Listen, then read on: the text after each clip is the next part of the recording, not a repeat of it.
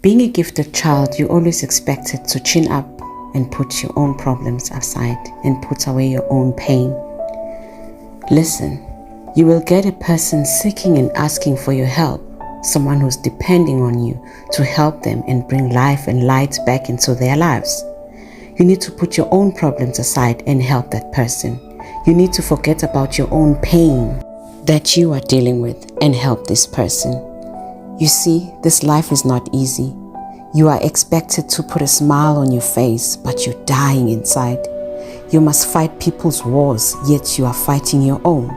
Give a shoulder to cry on, and yet you're not getting one yourself. You are left with people's unhealing scars to heal them and give life to that person, yet your own scars are bleeding fire.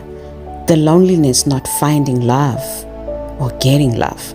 Always betrayed by people you love, yet you have to mend other people's broken families. Who is there for you to give you courage?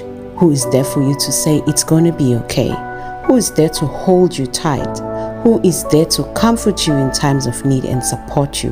Who is there to heal your broken heart, heal your wounds, fight with you in battle? Someone to help you heal from all your emotional pain and find yourself again.